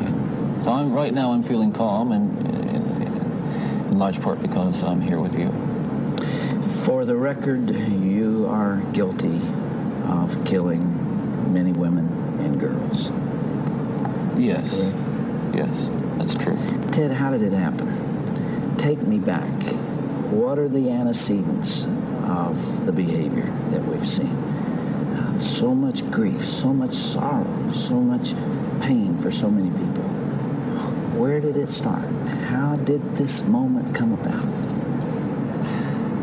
That's the question of the hour, and one that not only people much more intelligent than I have been working on for years, but one that I've been working on for years and trying to understand. Is there enough time to explain it all? I don't know. I think I understand it, though. Understand what happened to me, to the extent that I can see how certain feelings and ideas developed in me to the point where I began to act out on them, certain very violent and very destructive feelings. Let's go back then to those roots. First of all, you, as I understand it, were raised in what you consider to have been a healthy home. Absolutely. You were not physically abused. You were not sexually abused. You were not emotionally abused. No, in no way. And that's part of the tragedy of this whole situation, is because I grew up in a wonderful home with two dedicated and loving parents, one of 5 brothers and sisters. A home where we as children were the focus of my parents' lives, where we regularly attended church, 2 Christian parents who did not drink, they did not smoke, there was no gambling, there was no physical abuse or fighting in the home. I'm not saying this was Leave It to Beaver. It wasn't a perfect home. Well, no, I don't know that such a home exists, but it was a fine, solid Christian home, and nobody, I hope no one will try to take the easy way out and to try to blame or otherwise accuse my family of contributing to this, because I know, and I'm trying to tell you as honestly as I know how, what happened, and I think this is a message I want to get across. But as a young boy, and I mean a boy of 12, 13, certainly, that I encountered outside the home again, in the local grocery store, the local drugstore, the softcore pornography, what people call softcore. But as I think I explained to you last night, Dr. Dobson, in an anecdote, that as young boys do, we explored the back roads and sideways and byways of our neighborhood, and oftentimes people would dump the garbage and whatever they were cleaning out of their house, and from time to time we'd come across pornographic books of a harder nature than more graphic, you might say, more explicit nature than we would encounter, let's say, in your local grocery store.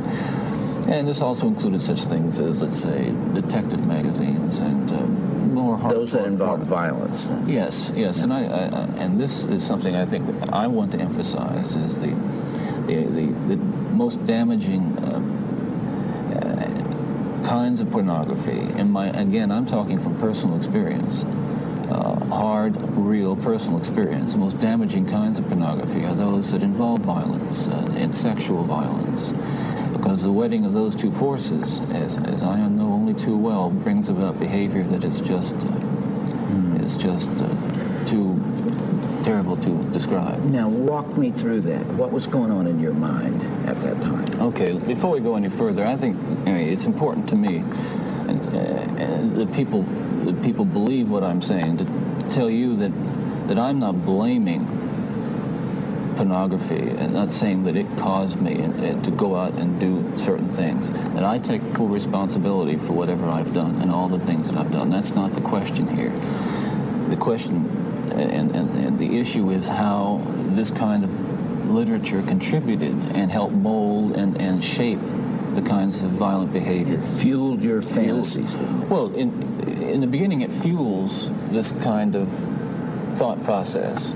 Then, at a certain time, it's instrumental in what I would say crystallizing it, making into something which is almost like a separate entity inside.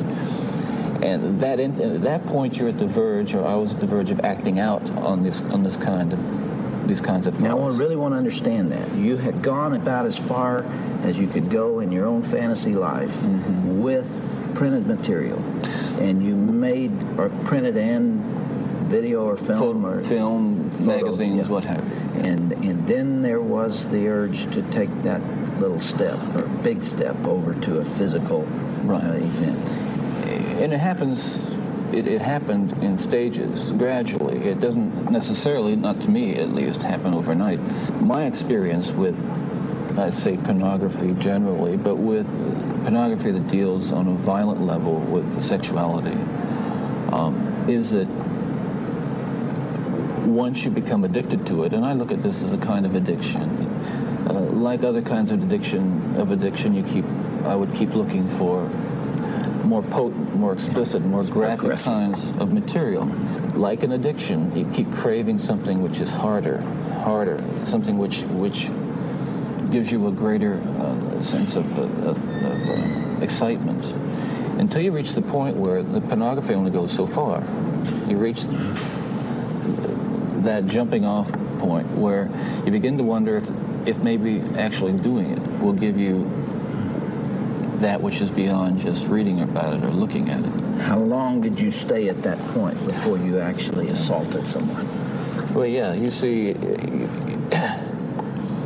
that is a very delicate point in my own development, and we're talking about having reached the point or a gray area that surrounded that point over a course of you don't remember years. How long that was? I would say a couple of years, and what I was dealing with there were very strong inhibitions against criminal behavior or violent behavior that had been conditioned into me, bred into me in my environment, in my neighborhood, in my church, in my school. Things which said, no, this is wrong. I mean, even to think of it is wrong, but certainly to do it is wrong. And I'm on that edge, and the last vestiges of restraint, the barriers to actually doing something were being tested constantly and assailed through the kind of fantasy life that was fueled largely by pornography. Do you remember what pushed you over that edge? Do you remember the decision to go for it? Do you remember where you decided to throw caution to the wind? Again, when you say pushed, I know what you're saying. I don't want to infer again. I understand that. That I was some helpless kind of a victim, and yet we're talking about an influence that is the influence of violent types of media and violent pornography, which was an indispensable link in the chain of behavior, the chain of events that led to the behaviors, to the assaults, to the murders, and what have you. It's a very difficult thing to describe.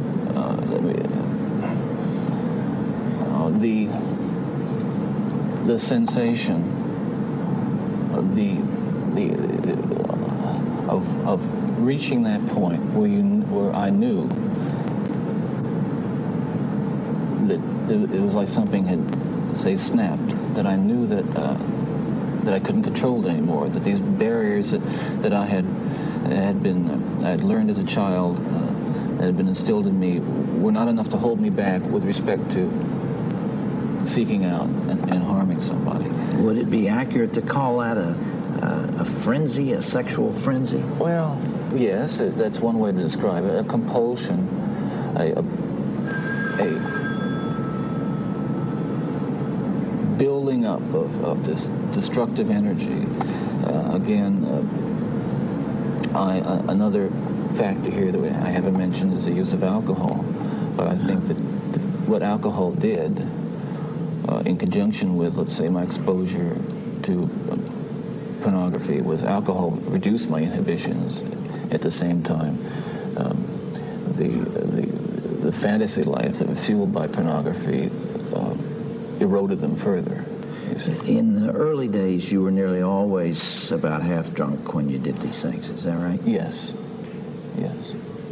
Was that always true? I would say that was generally the case, almost without exception. All right, if I can understand it now, there's this battle going on within. There are the conventions that you've been taught. There's the right and wrong that you learned as a child. Mm-hmm. And then there is this unbridled passion fueled by your plunge into hardcore violent pornography. And those things are at war with each other. Yes. And then with the alcohol diminishing the inhibitions, you let go. Well, yes, and you can summarize it that way, and that's accurate, certainly. And it just occurred to me that some people would say that, well, I've seen that stuff and it doesn't do anything to me. And I can understand that.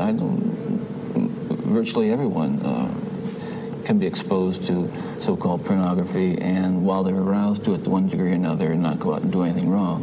Addictions are like that. They affect some people more than they affect others. Well, but there is a percentage of people affected by hardcore pornography in a very violent way, and you're obviously one of them. That was a major component, and I don't know why I was vulnerable to it.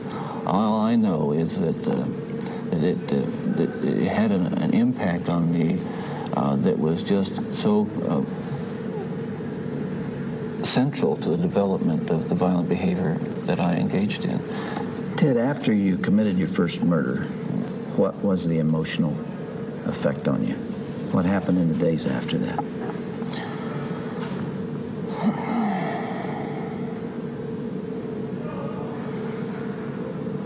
Well, again, please understand that even all these years later, it's very difficult to talk about it, and reliving it through talking about it is difficult to say the least, but I want you to understand what happened. It was like coming out of some kind of horrible trance or dream. I can only liken it to after, I don't want to over-dramatize it, but to have been possessed by something so awful and so alien, and then the next morning wake up from it, remember what happened, and realize that basically, in the eyes of the law, certainly in the eyes of God, you're responsible. To wake up in the morning and realize what I had done, with a clear mind and all my essential moral and ethical feelings intact at that moment. Absolutely horrified that I was capable of doing something like that. You really hadn't known that before? There is just absolutely no way to describe, first, the brutal urge to do that kind of thing, and then what happens is once it has been more or less satisfied and recedes, you might say, or spent, that sense, that kind of energy level recedes, and basically I became myself again. And I want people to understand this too, and I'm not saying this gratuitously because it's important that people understand this, that basically I was a normal person. I wasn't some guy hanging out at bars or a bum, or I wasn't a pervert in the sense that, people look at somebody and say, I know there's something wrong with him, and just tell.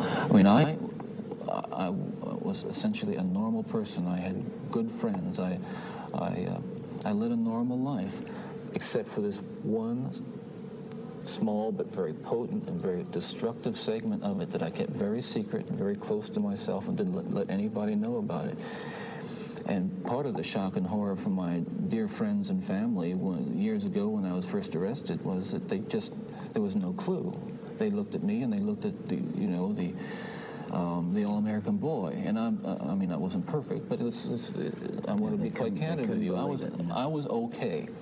Okay, I was. The basic humanity and basic spirit that God gave me was intact, but unfortunately became overwhelmed at times. And I think people need to recognize that it's not some kind of those of us who have been so much influenced by violence in the media, in particular pornographic violence, are not some kinds of inherent monsters. We are your sons and we are your husbands.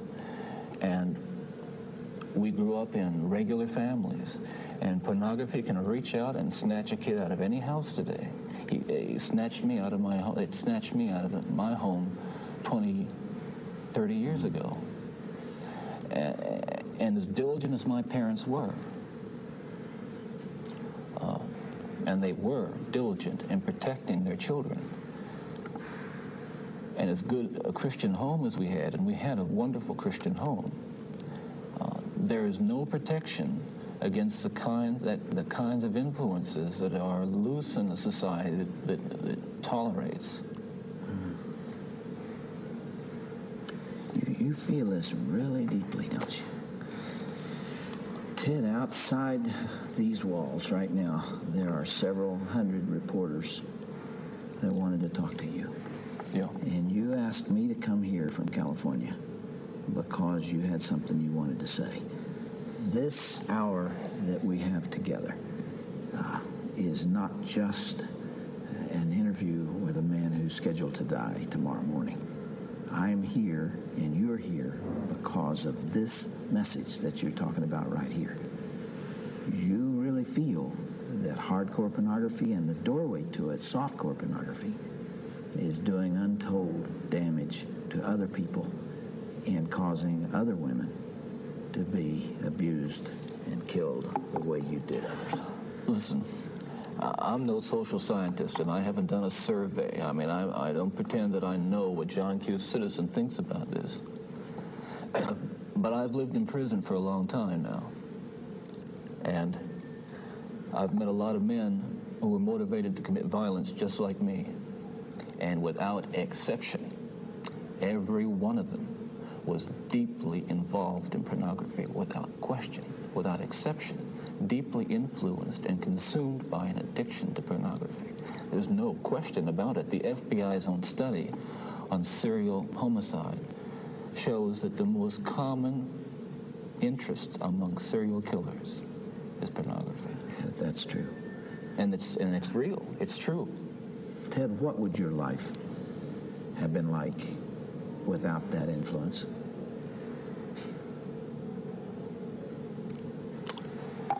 You can only speculate. Yeah.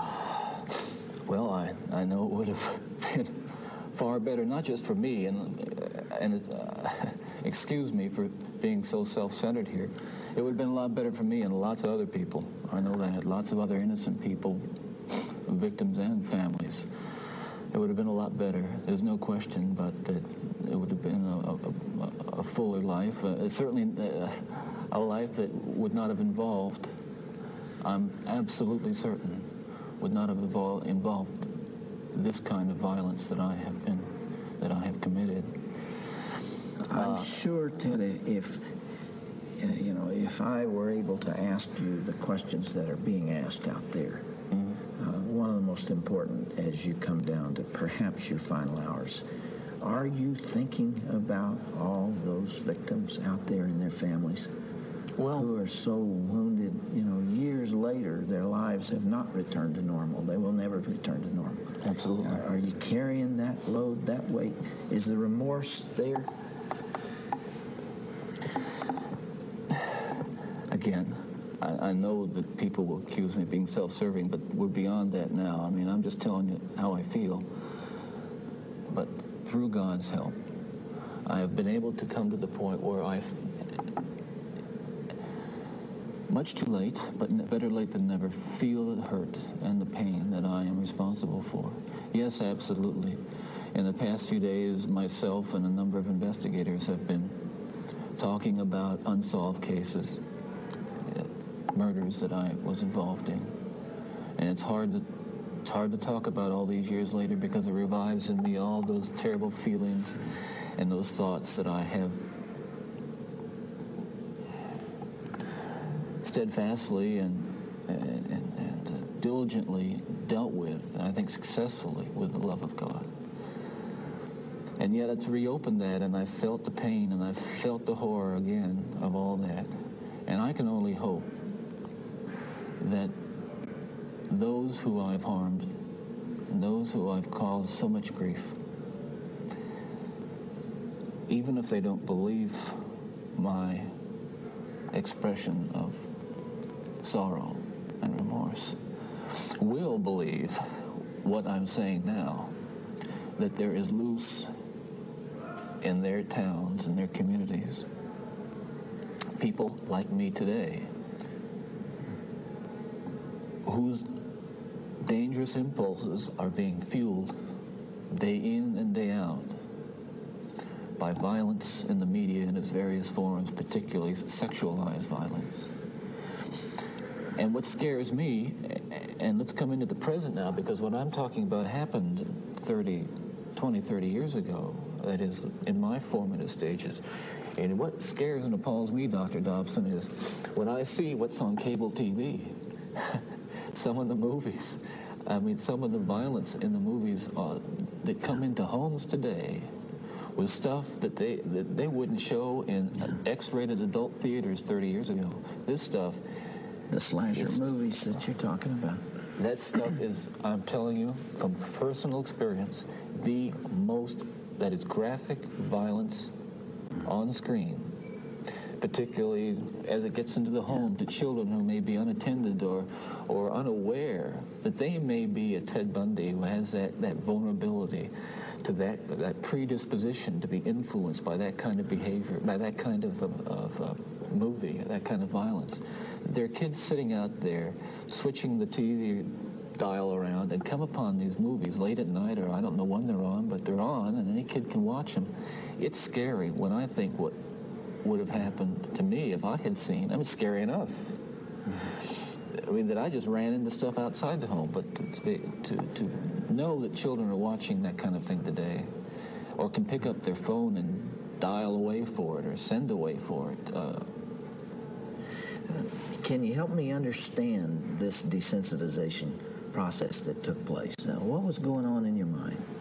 Well, by desensitization, I describe it in specific terms is that each time I'd harm someone, each time I'd kill someone, there'd be an enormous amount, especially at first, enormous amount of horror, guilt, remorse afterwards.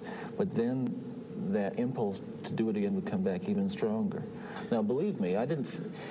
the unique thing about how this worked, Dr. Dobson, is that I still felt in my regular life the full range of guilt and remorse about other things, regret and... But you had this compartmentalized... This compartmentalized, very well-focused, very sharply focused area where it was like a black hole. It was like a, like a crack, and everything that fell into that crack just disappeared. Does that make sense? Yeah, it does. One of the final murders that you committed, of course, was apparently little Kimberly Leach, 12 years of age. I think the public outcry is greater there because an innocent child was taken from a playground. What did you feel after that? Were there the normal emotions 3 days later? Where were you, Ted? I can't really talk about that right now. That's weird. That's too painful. I would like to. I'd like to be able to convey to you what that experience is like, but I can't. I won't be able to talk about that. Okay.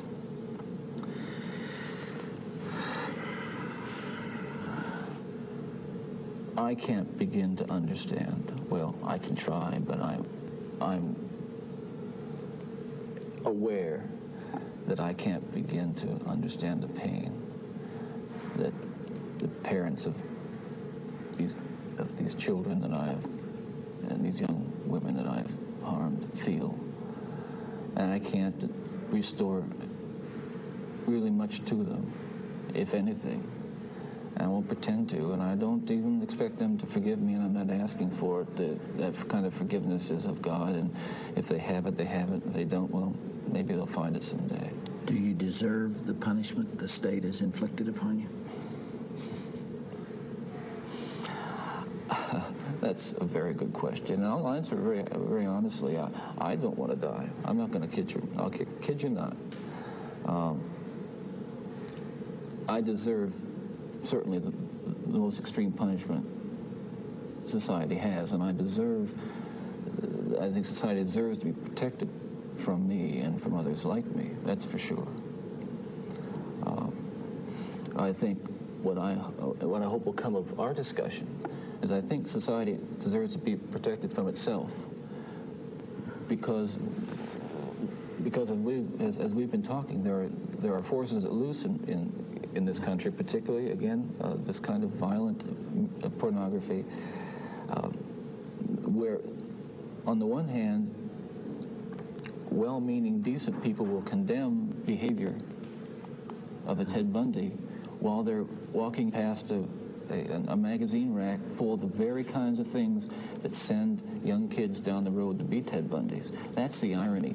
We're talking here not just about more. What I'm talking about is going beyond retribution, which is what people want with me, going beyond retribution and punishment, because there is no way in the world that killing me is going to restore those beautiful children to their parents and correct and soothe the pain. But I'll tell you, there are lots of other kids playing in streets around this country today who are going to be dead tomorrow and the next day and the next day and next month, because other young people are reading the kinds of things and seeing the kinds of things that are available in the media today. Ted, as you would imagine, there's tremendous cynicism about you on the outside, and I suppose for good reason. I'm not sure that there's anything that you could say that people would believe. Some people would believe. Yeah. And yet, you told me last night, and I have heard this through our mutual friend John Tanner, that you have accepted the forgiveness of Jesus Christ and are a follower and a believer in him. Do you draw strength from that as you approach these final hours? I do. I can't say that it's going to be being in the valley of the shadow of death is something that I've become all that accustomed to, and that I'm strong and nothing's bothering me. Listen, it's no fun. It gets kind of lonely, and yet I have to remind myself that every one of us will go through this someday, in one way or another, and countless millions who have walked this earth before us have. So this is just an experience which we all share, and here I am. Ted Bundy was executed this morning in Florida State Prison's electric chair. Just hours before Since Bundy's death, an intense debate has raged in the media over Bundy's execution eve statements and the addiction to violent pornography, which he said fueled his desire to kill. I asked Dr. Dobson about the claim Bundy's statements should not be trusted. None of the explanations that have been given by those who disbelieve Ted Bundy seem to... And, decides to tell him pornography is the way that I did all this. And halfway confesses to some things. This is where we get into these, is it a confession? Is it not? It's not. And I'm going to go ahead and say that. Most of what he says to Dobson is just, I'm trying to prove I can be good in the world, and I don't know how to do it. So I'm going to emulate this one thing I think I know how to do. And that is I can blame it on something else.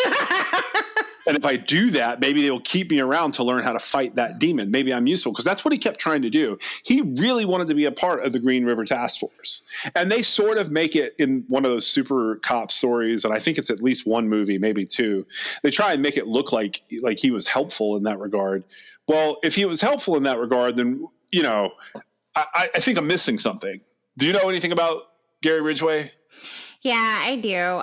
He did give them a couple of tips that they may not have figured out on their own. Well, that's totally fine, but that's not where I'm really going. What I'm really doing is, apparently the tips were so good that Ted Bundy was executed in 1989, and they didn't catch Ridgway until 2001. So they were so fantastic that it took them 13 years, 12 years.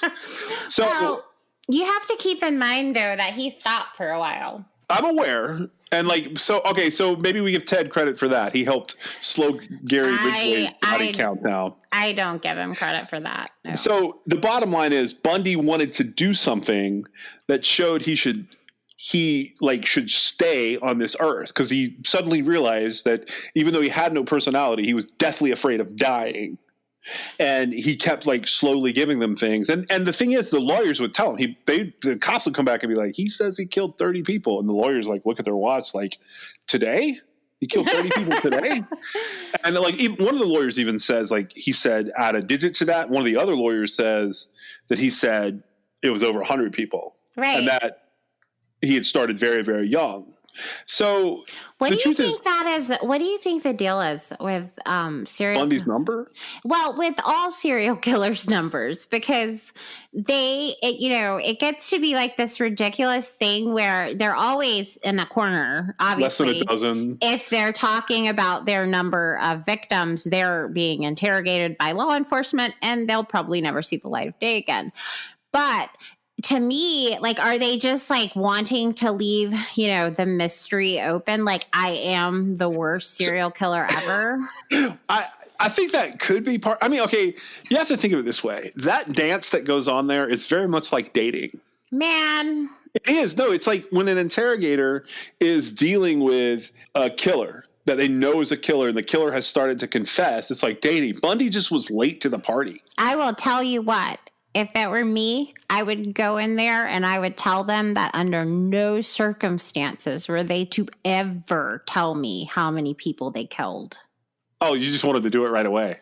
Oh, yeah. Because, I mean, it's almost like they have that, like, just tiny little monochrome of control that they just can't let go of. But they all do it. And it's like, if they give a number, people are like, only that many? Or, oh, that many? And so it's so weird to me that, for one thing, are they trying to minimize or maximize? And I hate to end abruptly, but that's all the time I have to edit this week. So I'll see you next week. And I will be on the set of what I am apparently allowed to say is a Netflix original streaming movie until the holidays. So bear with us as we get the quality, microphones, and new studio situation worked out. And I'd like to say happy birthday to Meg. I'm not allowed to say which birthday it is, but I just want to say that and say thank you and I appreciate you. You guys have a great week. Thanks for joining us. You can reach us at 252-365-5593 or at truecrimexcess.com or truecrimexcess@gmail.com if you want to send us a note. This episode was brought to you by LabrottieCreations.com. That's LabrottieCreations.com. Check out the merchandise and specifically their fun Pop Pet art custom pieces made from photos of your very own pets. Use the promo code CRIMEXS, that's CRIMEXS, for 20% off a fun, brightly colored, happy piece of art of your own pet at their site, LabrottieCreations.com. Music in this episode was licensed for True Crime XS. The theme song was Indestructible by Noah Smith. You can find us on your favorite podcast platform or at TeePublic, Instagram, or Twitter. You can also join us on Patreon to fund future body exploration trips. But the best thing you can do for us is leave us a review on your favorite podcast platform and share us with your friends. And we'll see you next time.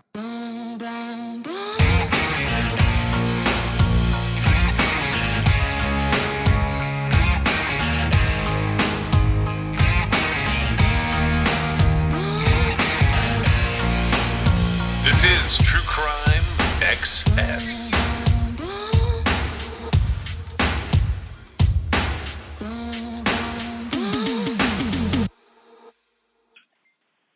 I wish I had like a snappy button to put on the end of things, but we're not quite done with Bundy. And the thing is, Bundy is just terrible. And I don't think people even realize that he has endured. Like, the legend that he created doing all these terrible things, it lives. Like, it lives today. There's new stuff coming out on streaming services every month about him. And I will never understand that. But I'll tell you what I don't need. I don't need Ted Bundy lecturing me about pornography. I don't need him lecturing me about immorality. All of the things that he lectures about when he gets on his soapbox are so bizarre to me. Like, I look at it and I'm like, did somebody edit this? There's got to be an edit to this, but there's not. That's just how he is. If it's all based on pornography, is that okay? How does that work? Because are we just not catching serial killers anymore? Because serial killers are basically gone or caught very soon. And I'll tell you what, the pornography today is a lot more hardcore than it was for little Ted.